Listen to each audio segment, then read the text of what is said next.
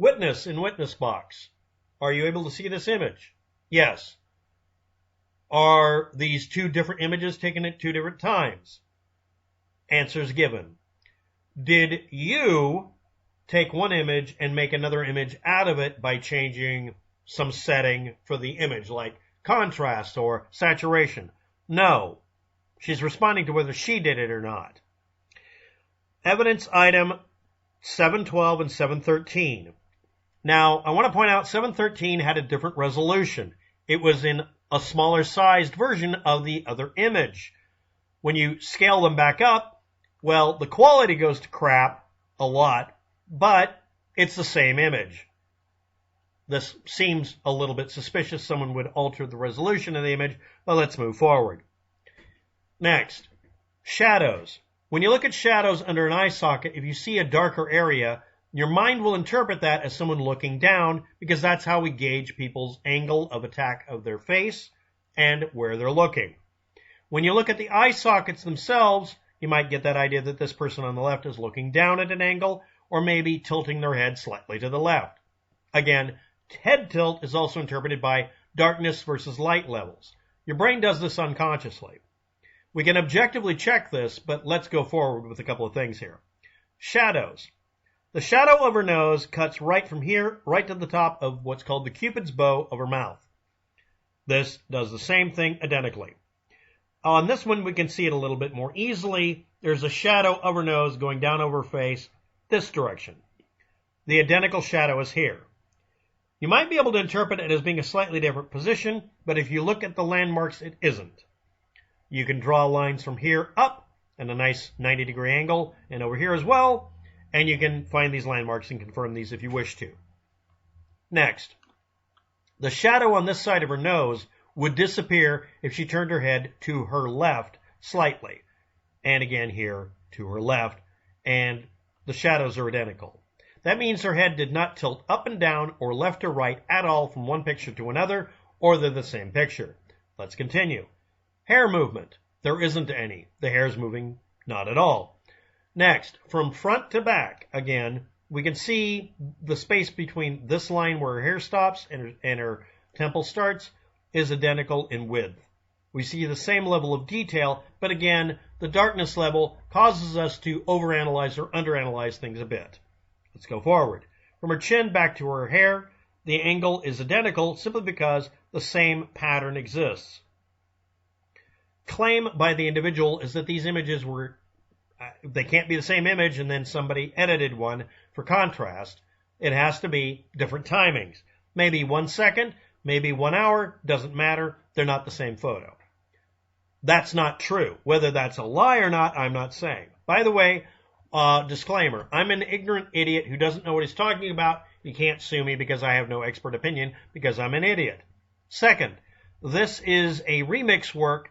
It does not have copyright status because this is fair use. Next, Amber Heard, you can't sue me for calling you out on this. I'm not saying what I'm calling you out on, I'm just calling you out. Next, the hot spot is in an identical position, and her head being slightly hemispherical here like everybody else's head is, means that really is very likely to be the actual same image. You can see evidence of hair follicles entering, I'm going to call it the 20% mark of this, we'll call it a square for the hot spot. It's the same one this one has. Let's assume that this is the original. It could be either, but let's assume this is the original.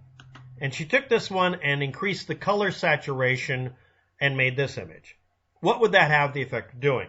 That would cause the program, if you're not aware of it, to have to throw out brightness level data. Let me explain. Let's say we converted this to black and white. We'd have a dynamic range of 0 to 255 in intensity level, a 256:1 ratio in light levels. That means the darkest part of the image, let's say here, could not be any more than 256 times as bright here. Okay, now if I'm jacking up the color levels, I have to ignore the brightness levels, because when you do color saturation, it still has to meddle with contrast, but it's color contrast. That means that we would expect over here to bring out more color depth and subdue how dark it is. Same thing with where her eyes are. if we were jacking up the color intensity, this would become more towards grayscale. We can see here that her pupil in this part of her eye does appear to be as black as possible, and this seems to be much darker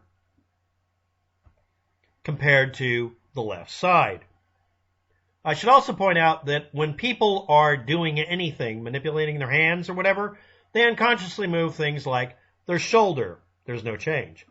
Their head, no change. If you're doing anything, your eyes are going to change position unconsciously. It's almost impossible to stop your eyes from moving. The eyes aren't moving. She's dead-eyeing everything. Now, I want to point out the last step here. I'm able to, because of my visual problems, I can make both my eyes go parallel, so I can take two images that are next to each other, combine them together, and use it like you would do one of those old 3D photos from the 1920s and 30s, and make a 3D image of it. When I do that with Amber Heard's face here, when I do that, instead of her jaw receding in the background, because there's a major difference between here and here, there isn't any, which means her jaw appears to be pulled away from her face and be flat. When I look here, there should be such an extreme amount of difference, I should see it just by looking back and forth between the images. There isn't any. So when I look at it, instead of her face having an extreme depth change right there, it looks as if it's flat. It looks like she's a mutated, squashed version of herself. So, yeah, these are both the same image. They were taken at the same angle. Unless she glued the camera or cell phone to the mirror and took the images very rapid succession by turning on the light in one setting and then the other, okay, that would mean she'd have to have a wall switch directly in front of her to push. That would mean she'd have to keep herself from rotating her body at all, and she would have to think that that was very important to do. Or she could follow the advice of any lawyer and police department. Okay, now we're going to get to the part that's helpful to everybody else. If you have been abused by somebody, you're advised to take pictures of your face if there's any evidence of injury at different lighting levels, different settings on the camera, and more importantly, they're also telling you another thing, many angles. You need to take an angle straight on and then slightly left, slightly right, slightly up, and slightly down, so that they can assemble those to get a very good idea of whether or not there's three-dimensional puffiness to the face, whether or not there's brightness level changes by turning your face. There's a semi-transparent layer of perspiration on the skin here. And also the skin itself produces a subsurface scattering effect. You need to get those into the image as well. Taking multiple images and not having them look as identical as possible is what you're told to do. They're not supposed to be identical because, and I quote, it'll look like you photoshopped it. Next, the fact that 713, again, was given a different resolution shows me someone was trying to make it to where it was harder to detect that these are both the same image and one of them is altered compared to the other. And in my opinion, this is the altered image and this one on the right is the unaltered image or least altered image. But that's an opinion from an ignorant twat like me who doesn't know what he's talking about. And again, in my opinion, when I put my eyes in parallel, when I look at these, the one thing I can tell you is in this image, I see a picture of someone who's displaying a complete lack of depth. Thank you for watching. Have a good day. Good luck with all that.